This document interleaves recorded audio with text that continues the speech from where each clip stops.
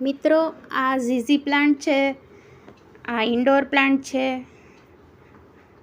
પણ કોઈ પણ પ્લાન્ટ ઇન્ડોર હોતો જ નથી.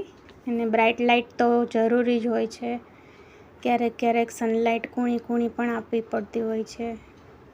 તમે જોઈ શકો છો, આ મારો 6 મહિનાનો મધર પ્લાન્ટ છે. આ મેં એક પાનથી જ, એક જ લીફથી મેં ગ્રો કરેલો છે. તમે જોવાના પાન ખૂબ જ જાડા અને મોટા બની ગયા છે.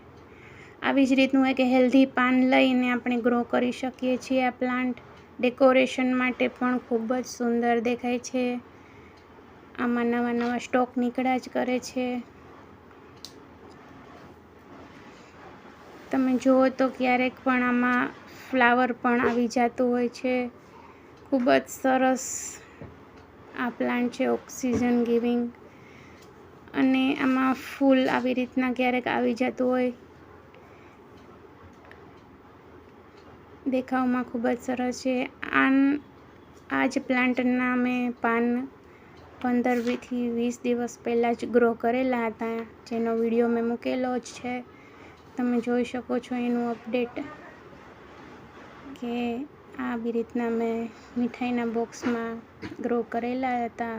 એમાં બધામાં રૂટિંગ સરસ આવી ગયું છે. નીચે નાનકડો બલ્બ પણ આવી ગયો છે. હવે આને આપણે નાનો પોટ આપશું.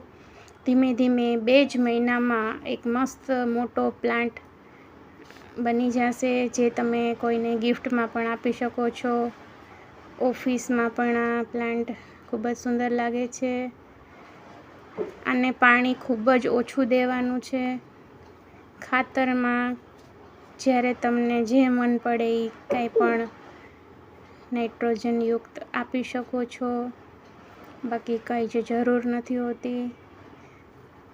જેમ પાણી ઓછું આપશો એમ સુંદર અને મોટો પ્લાન્ટ જલ્દી બનશે. Thank you. Happy gardening.